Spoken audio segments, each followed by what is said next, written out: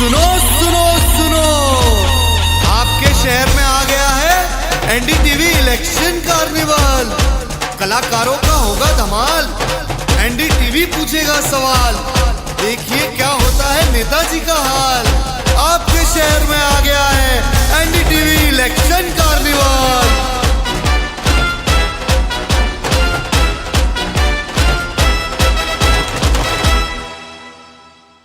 नमस्कार, एनडीटीवी के नेटवर्क के सभी चैनलों पर हमारे दर्शकों का स्वागत है। एनडीटीवी के राष्ट्रीय चैनलों के अलावा याद दिला दें दर्शकों को कि हमारा मध्य प्रदेश और छत्तीसगढ़ का भी एक रीजनल चैनल है। इस वक्त हम उस पर एक बड़ा इंटरव्यू लेकर के आ रहे हैं और वो है मध्य प्रदेश के मुख्यमंत्री डॉक्टर मोहन यादव का। डॉक्टर मोहन यादव का परिचय देना, दरअसल प्रोफाइल जो है वो बहुत लंबा चौड़ा है। वो पीएचडी हैं पॉलिटिकल साइंस में। एमबीबीएस की पढ़ाई की शुरुआत की उन्होंने, बीएससी में आ गए और उसके अलावा एलएलबी भी किया है। व्यापार में भी इनका शुरू में एक योगदान रहा और इस वक्त एक पार्टी के कार्यकर्ता के रूप में बहुत कम उम्र में अप्रत्याशित रूप से एक बहुत बड़े राज्य के मुख्यमंत्री बनकर के अब हमारे सामने वो प्रस्तुत हैं। जाहिर है कि उनकी जर्नी जो है बहुत ही दिलचस्प है। तो चुनाव की भी बातचीत होगी और उनकी यात्रा की भी बातचीत होगी। सर, आपने हमारे लिए वक्त निकाला, बहुत शुक्रिया। जय महाकाल, आपका मध्य प्रदेश में स्वागत है। एनडीटीवी के इस शो में आकर के मुझे भी अच्छा लगा। आपने वक्त निकाला। चुनाव प्रचार में बहुत सारी रैलीज, आप डेली करीबन 5 रैली या ज़्यादा। चुनाव का काम तो कभी ख़त्म नहीं होता है, लेकिन कोशिश कर रहे 4-5 अलग अलग प्रोग्राम दिन भर में हो जाते हैं इसमें। जी, डिस्टेंस ज़्यादा है तो एयर डिस्टेंस का टाइम भी निकल जाता है। बिल्कुल। और आपके लिए बहुत ही नया अनुभव है कि अभी अभी सेटल होकर राज्य चलाना है और फिर एक बड़े चुनाव प्रचार में आप लगे हुए हैं। तो उसमें जो सबसे बड़ा चैलेंज है आपके लिए वो है कि मोदी की गारंटी तो हो गई, लेकिन अब आपको मोदी को गारंटी देनी है कि 29 में से 29। निश्चित रूप से, और मुझे इस बात का पूरा भरोसा है, प्रदेश की जनता ने माननीय मोदी जी के 10 साल के कार्यकाल को देखा है।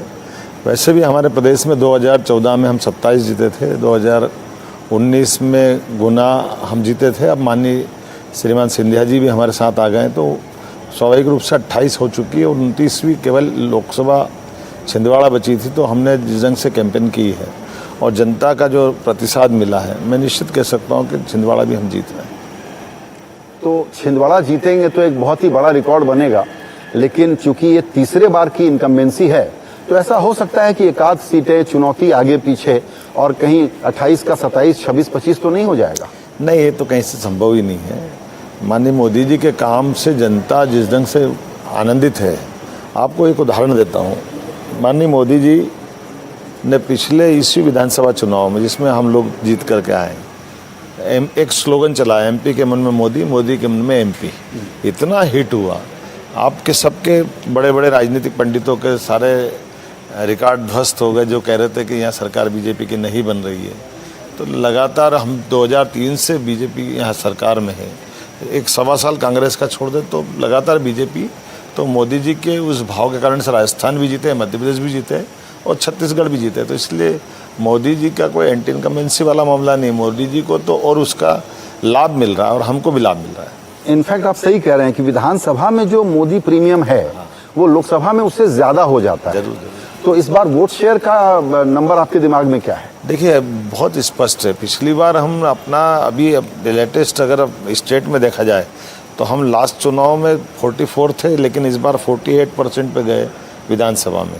और बिफोर लास्ट ईयर के कंपैरिजन करें तो लास्ट ईयर हम 58% वोट शेयर मोदी जी के नाम पे गए थे। तो निश्चित रूप से आप करने वाला, क्योंकि कांग्रेस और उसकी पोजीशन खराब है। 58% के ऊपर जाना आपको। 100% जाएंगे, क्योंकि जिस ढंग से कांग्रेस लगातार डाउन होती जा रही। पहली बार कांग्रेस ने मैदान छोड़ा, खजुराहो सीट उनने सपा को दे दी। उनको मालूम क्लियर हारने वाले हैं। अब ये इससे बड़ा क्या प्रमाण होगा? सपा ने वापस गले डाली कांग्रेस की, दोनों ने मिलकर बीच में कैंडिडेट फंसाया, ना उनका रहा ना इनका रहा, कुल मिलाकर कैंडिडेट ही नहीं है। तो आखिर ये सब चीज़ें लक्षण दिखाई देते हैं।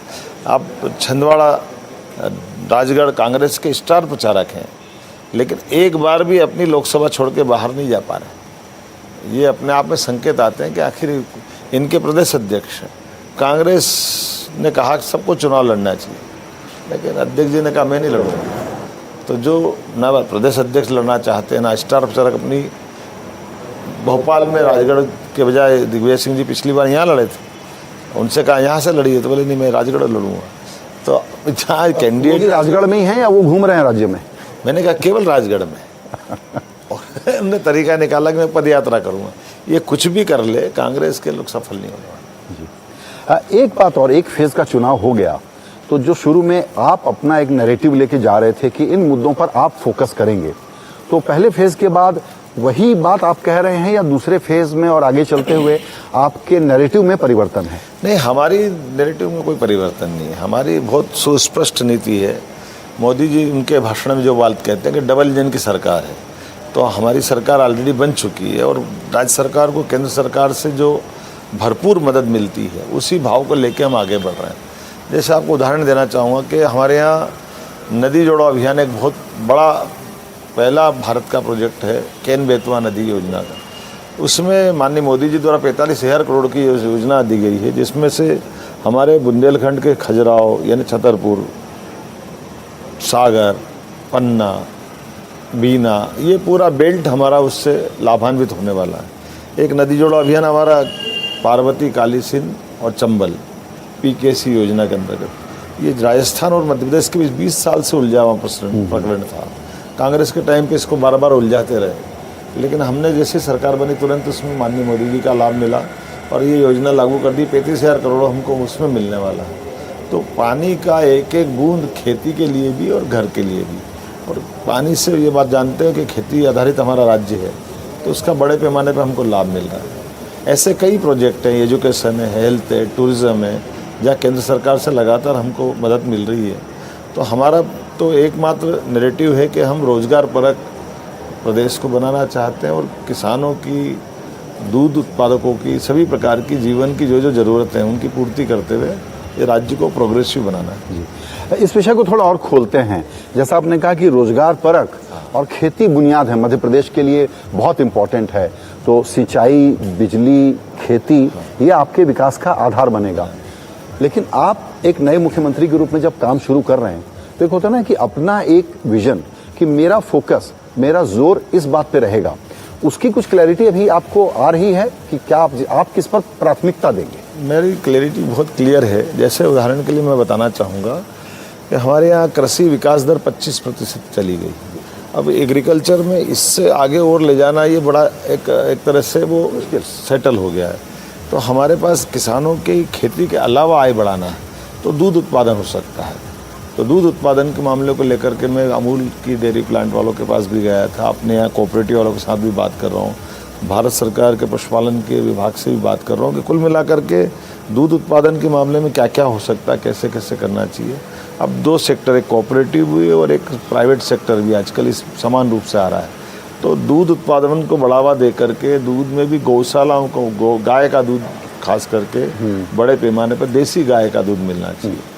तो इस तरह से कई प्रोजेक्ट में दूध उत्पादन के माध्यम से खेती किसानी के क्षेत्र में होता है। लेकिन भौगोलिक दृष्टि से हमारे प्रदेश में इंडस्ट्री की संभावना भी बहुत है। इंडस्ट्री भी अलग अलग प्रकार की है। जैसे कई माइनेज आधारित इंडस्ट्रियाँ हैं जिसमें हम काम कर सकते हैं। कई बड़ी संख्या में आबादी वाले बेल्ट है, जैसे बुंदेलखंड का बेल्ट है, मालवा का बेल्ट है, जहाँ हम अपनी रेडीमेड गारमेंट्स लगा के बाकी इंडस्ट्रियों को प्रोत्साहन दे रहे हैं। और ख़ास करके महिला आधारित उद्योगों को लेकर भी रोजगार परक, बड़ी मशीन से केवल उद्योगपति का लाभ मिले, इसके बजाय लोगों को रोजगार मिले। तो सरकार के माध्यम से भी मदद दे करके बड़े पैमाने पर रोजगार आधारित उद्योग प्रारंभ कराना।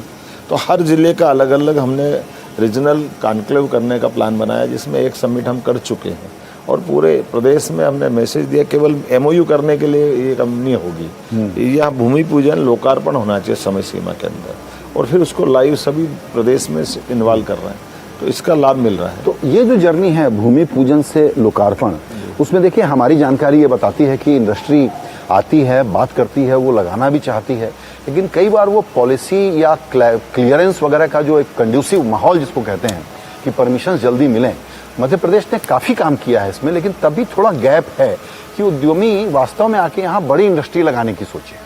नहीं, हमने लगातार प्रोत्साहन दिया। मैं अपनी अभी आपको जानकारी बताना चाहूँगा कि मेरे आने के बाद में हमने इसमें एक सब कमेटी भी बनाई मंत्रिमंडल स्तर की, जिसमें इनके पर्टिकुलर ज़िले के अंदर कौन कौन से तरीके से उसको बढ़ावा दे सकते हैं, उसी कई इंडस्ट्रियों का निराकरण भी कराया है, तो उसका लाभ भी मिल रहा है। फिर बड़े पैमाने पर जैसे हमारे यहाँ एनर्जी के सेक्टर में solar energy, water hydro power और इस प्रकार से बहुत गुंजाइश है। तो इसके भी अलग अलग प्रोजेक्ट निकाल रहे हैं। इसी प्रकार से माइनिंग नीलामी में तो हमने अभी पुरस्कार हमने जीता है। खदान आधारित उद्योगों को बढ़ावा देने को लेकर के भारत सरकार ने नंबर 1 राज्य का हमको एक पुरस्कार भी दिया है। और ये जो पारदर्शिता के साथ खदानों की नीलामी कराते हुए उसमें उद्योगों को लिए आमंत्रित करना, ऐसे अलग अलग सेक्टर में लगातार हम काम कर रहे हैं और उसका लाभ भी मिल रहा है। तो उद्योग जिसमें कि मैं समझता हूँ कि एग्रो बेस्ड टेक्सटाइल माइनिंग, ये क्लियर फोकस आपका। बराबर। और इसी में रेडीमेड गारमेंट्स भी है, बिल्कुल। कॉटन आधारित उद्योग भी है, फिर इसमें वीविंग वाला सेक्टर है, बड़ा है। साथ ही साथ हमारे यहाँ भी हमने कहा कि भाई जो देख रहे हो, मैं आपको वैसे उदाहरण दे रहा हूँ कि ग्रामोद्योग, हस्तशिल्प, इसमें भी बड़े पैमाने पर रोजगार है। जैसे मैंने अभी शुरू कराया कि महाकाल के महालोक बनने के बाद बड़े पैमाने पर लोग आ रहे हैं, लेकिन महाकाल के महालोक में FRB की प्रतिमा बन गई। तो वो एक चूँकि बनाने का एक समय सीमा के अंदर एक महाकाल का महालोक बताना था, तो वो उस समय तो ठीक था, लेकिन काल के प्रवाह में कोई मंदिर में FRB की प्रतिमा नहीं लगना चाहिए।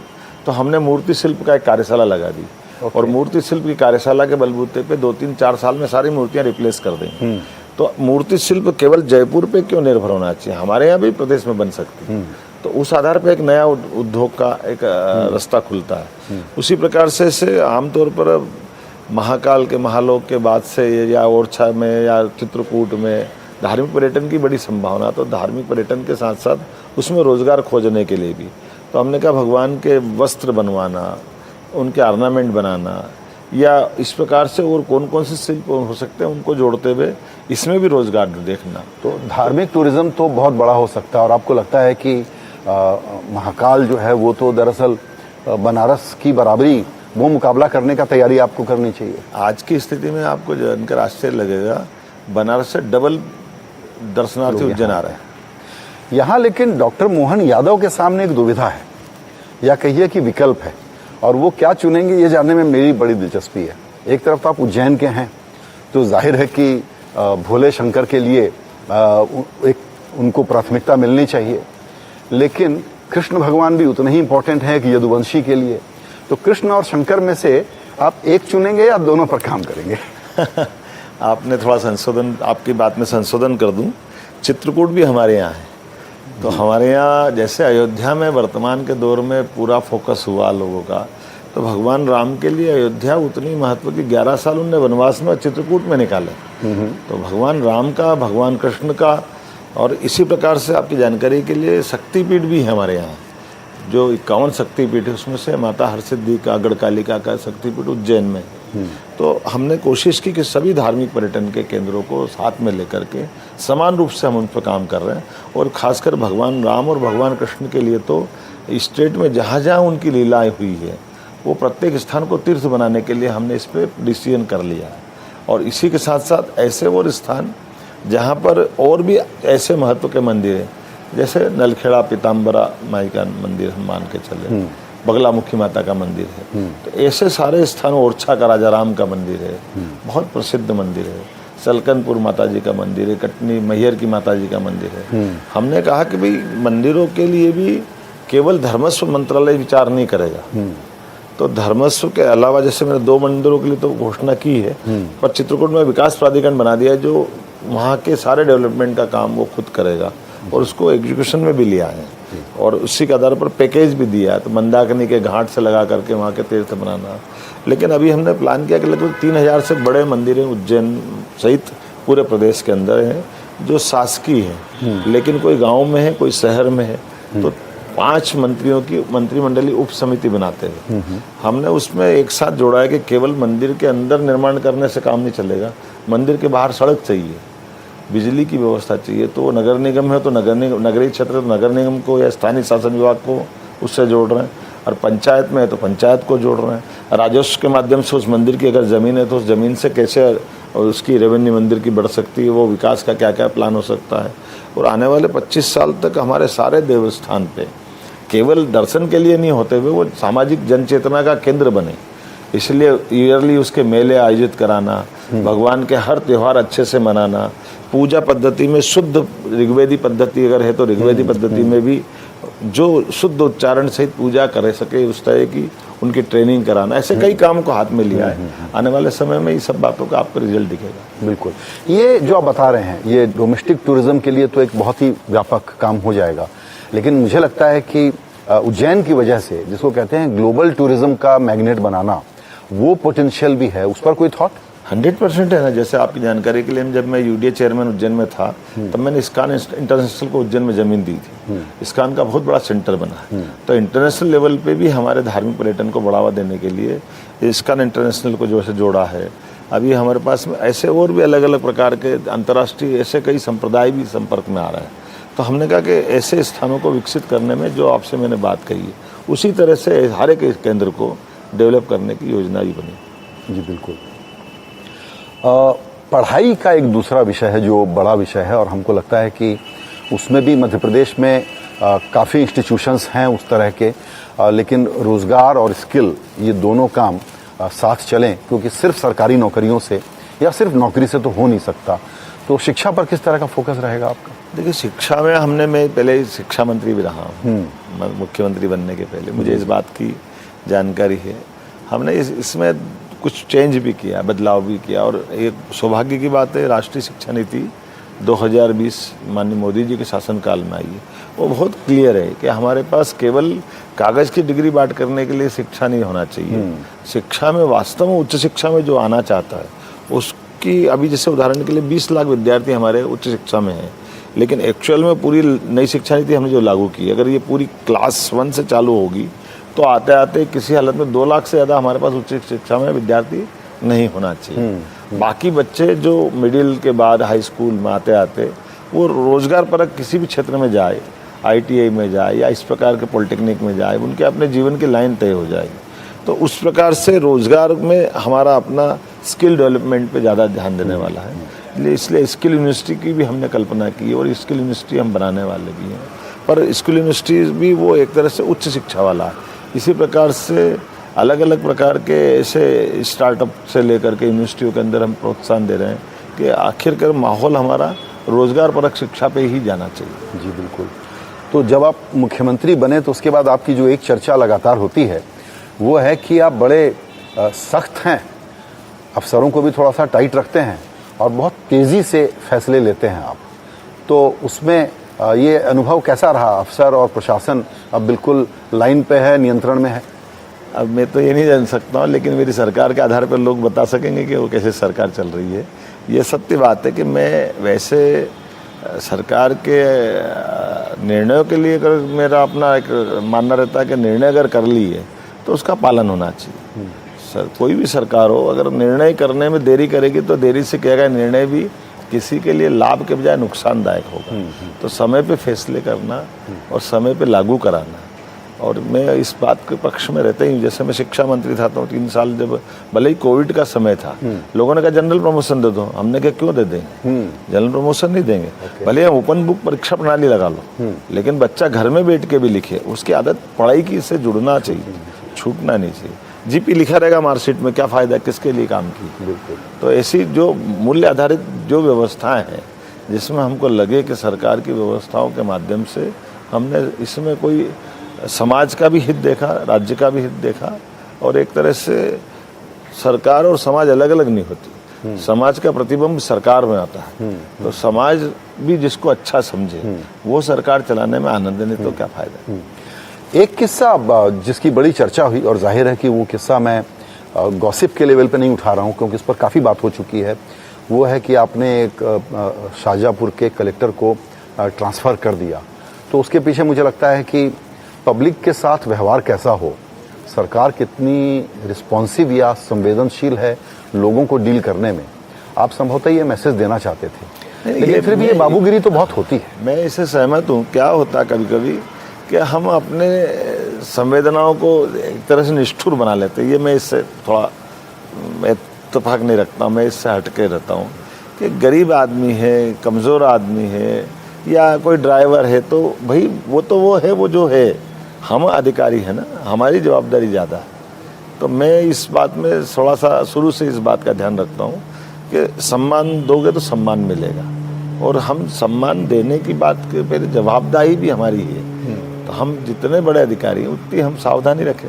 बाकी मेरे उसके पीछे कोई दूसरा इंटेंशन नहीं, लेकिन ये बात सत्य है कि मैं थोड़ा सा निर्णय करने में थोड़ा सा मुझे लगता है कि निर्णय समय पे होना चाहिए, सुव्यवस्थित होना चाहिए और निर्णयों को लागू कराने की भी उतनी तत्परता भी होना चाहिए। बिल्कुल। एक बहुत इंटरेस्टिंग चीज़ आपसे मैं समझना चाहता हूँ कि आप मुख्यमंत्री हैं और अपेक्षाकृत युवा हैं और आप बहुत सारे वरिष्ठ सहयोगियों के साथ कैबिनेट में काम कर रहे हैं और ये ह्यूमन डायनामिक्स बड़ा इंटरेस्टिंग होता है कि इस तरह की लीडरशिप, ये लीडरशिप की क्लास है, बल्कि एक तरीके का तो पता चलता है कि लोग अपने सीनियर्स को कैसे मैनेज कर रहे हैं। क्या अनुभव है? मैंने इसमें एक शब्द भी बोला था कि मैं सीनियर के बीच से नहीं बना हूँ, मैं सीनियर के साथ बना हूँ।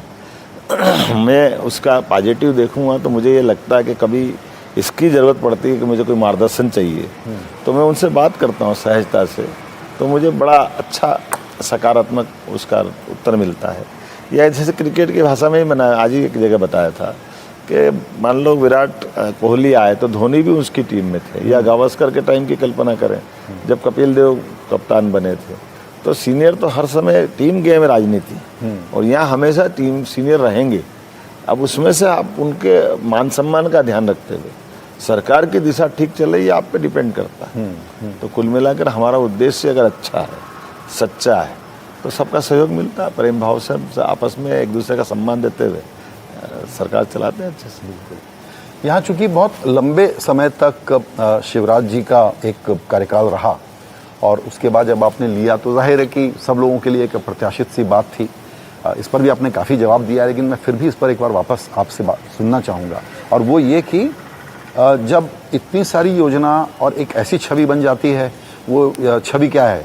साइकिल वाले, लाडली बहना और मामा, हालांकि बाद में बुलडोज़र भी चलाते थे। तो ये डिफाइन क्या करता है? एक व्यक्ति की एक याद आ जाती है, एक पर्यायवाची शब्द बन जाता है। तो उसको देखते हुए आपकी लर्निंग क्या है कि आपको हम कैसे आगे डिफाइन करें कि डॉक्टर मोहन यादव के मुख्यमंत्री काल में इनको इस चीज़ के लिए जाना जाए?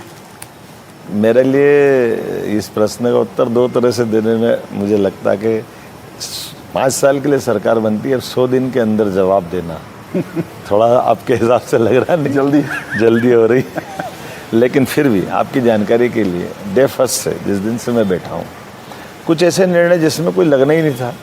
जैसे उदाहरण के लिए अब ध्वनि प्रदूषण के लिए माइक का उपयोग करना, कोई भी धर्मस्थल हो, अब सुप्रीम कोर्ट का डिसीजन है, हमने एक निर्णय किया कि ये नहीं चलेगा और इसके कारण से 66,000 माइक जमा करा के हमने छुड़वा दी। अब मटन की दुकान, मछली की दुकान खुलेआम बेचना, अब इसमें क्या पॉलिसी की बात है? हमने कहा नहीं, गलत है, ये नहीं होना चाहिए। तो इसमें बस निर्णय किया और 8 दिन के अंदर रिजल्ट आया कि पूरे प्रदेश के अंदर हमने कहा कि खाने से मना नहीं, बेचने से मना नहीं, इसका मार्केट बनता है, उसकी अपनी एक मर्यादा है जो फूड सेफ्टी अधिनियम का पालन करते हुए आप बेचो ना, कोई मना नहीं कर रहा है। तो इस टाइप से जैसे अब डीजे है तो अब डीजे बज रहे हैं कान फोड़ू, कोई देख नहीं रहा है, तो डीजे बजने से इससे दो, एक तो बैंड वाले, बाजे वाले, ढोल वाले बेचारे सब परेशान थे, दूसरा उसकी ध्वनि इतनी ज़बरदस्त होती कि वृद्ध लोग, जवान लोग, बूढ़े लोग, हर कोई उसकी वाइब्रेशन इतना खतरनाक था। तो हमने कहा नहीं, ये नहीं चलेगा। जहाँ जहाँ जो जो ज़रूरत थी वो सारे निर्णय करते करते आए। अब जैसे BRTS भोपाल में तो रोड उतने चौड़े है ही नहीं, लेकिन जो है उसमें भी BRTS आ गया। तो उस ये सबसे पूछा क्या करना चाहिए, उन्होंने कहा इसको ख़त्म करना चाहिए।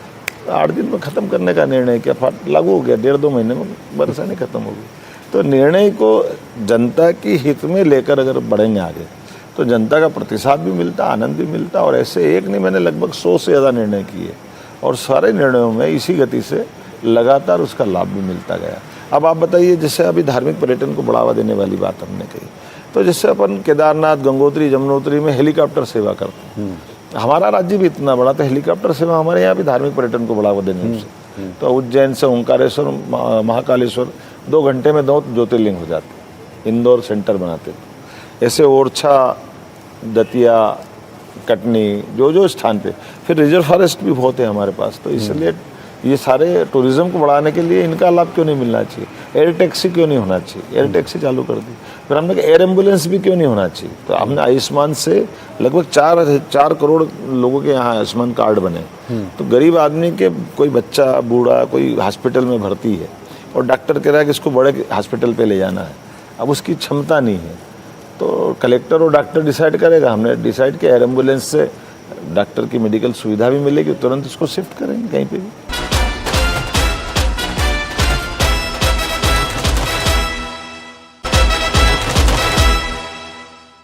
ये कई इंटरेस्टिंग बातें आपने बताई, लेकिन ये बहुत ही दिलचस्प है क्योंकि ये बहुत कोई हेडलाइन का विषय नहीं दिखता कि ध्वनि प्रदूषण पे एक मुख्यमंत्री इतना ज़्यादा ध्यान देके उसको बंद कराने का काम करे।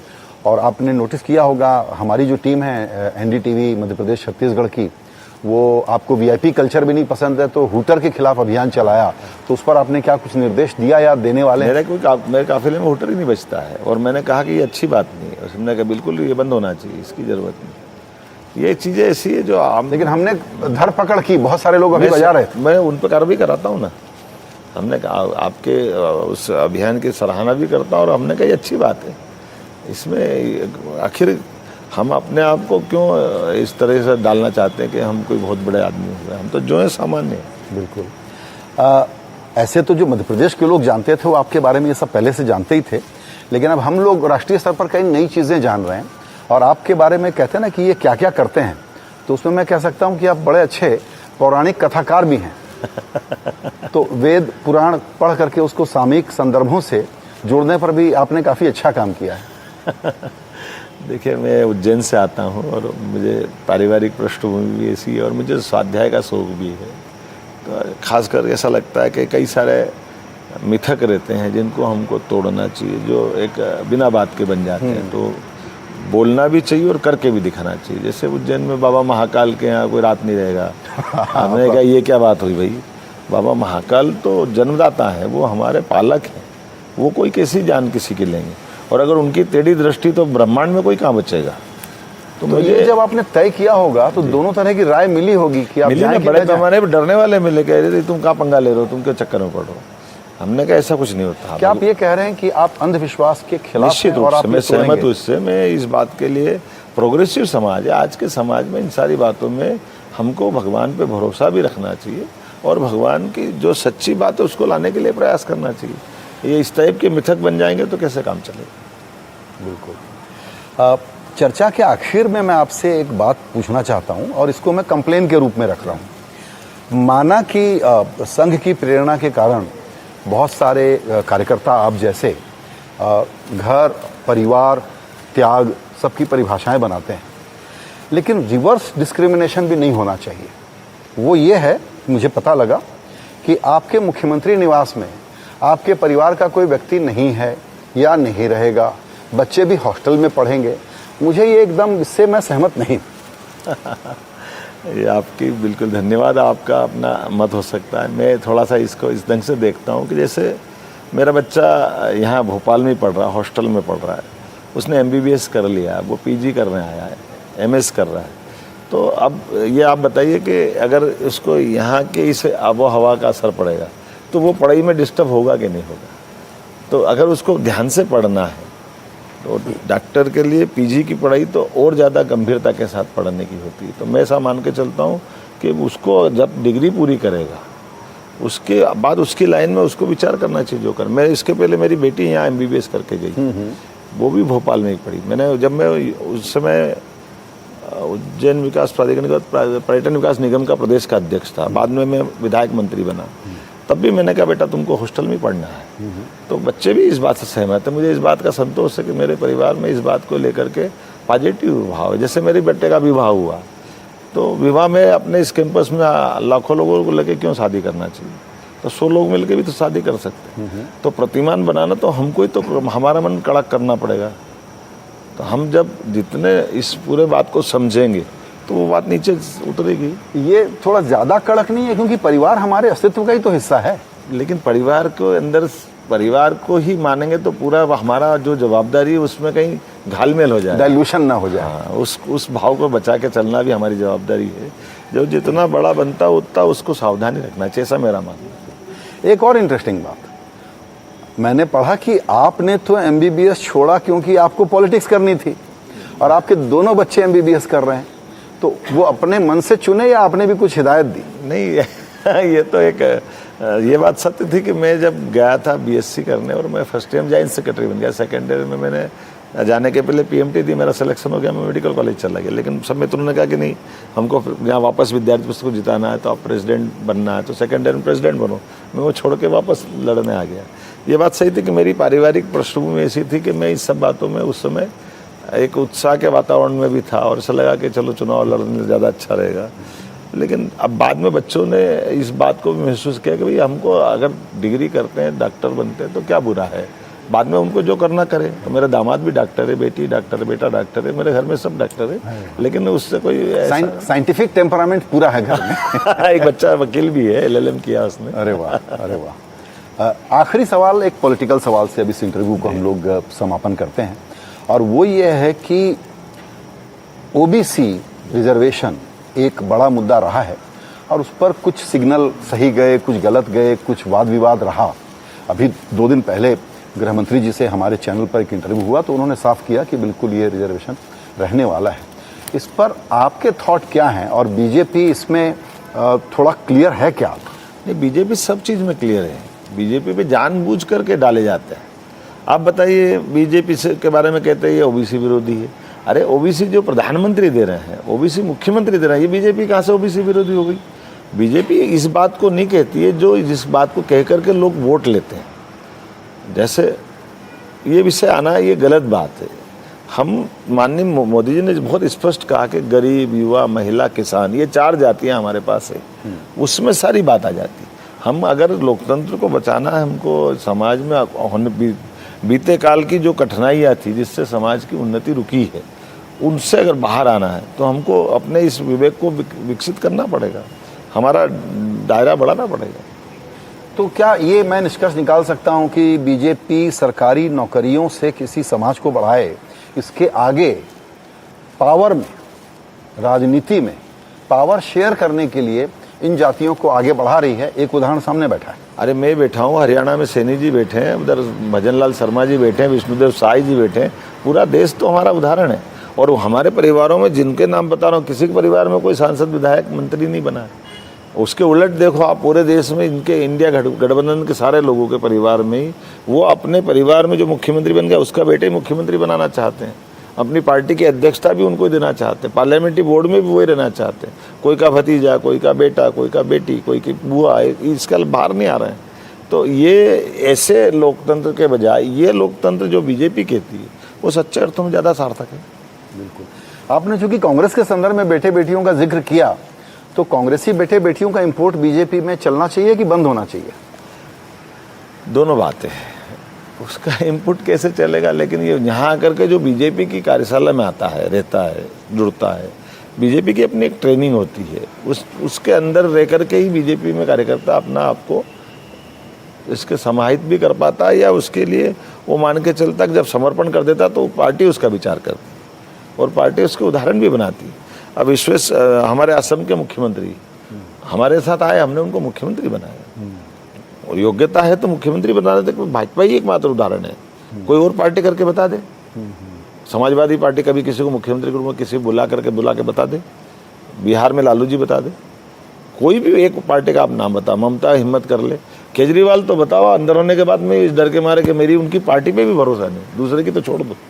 तो ऐसे दौर में बीजेपी आशा अपेक्षा के आधार पर सर्वाधिक रूप से लोकतंत्र हिमायती भी है, और वो अपने करथनी करनी एक करके जनता के बीच में लोकतंत्र की संवाहक भी है, जो आरक्षण को भी बचाना चाहती है, संविधान के लिए भी जितना चिंता कर सकती करती है, लोकतंत्र की भी हिमायती है। और ख़ास करके इस दौर में भारत का मान सम्मान दुनिया में बढ़े, इसलिए देश के आगे जा कर के दुनिया के सामने भारत की इमेज बनाना चाहते हैं। बिल्कुल, और उसमें आप एक सक्रिय भूमिका में हैं। डॉक्टर मोहन यादव, आपकी बहुत ही सफल इनिंग्स के लिए आपको बहुत शुभकामनाएं। बहुत धन्यवाद, बहुत धन्यवाद।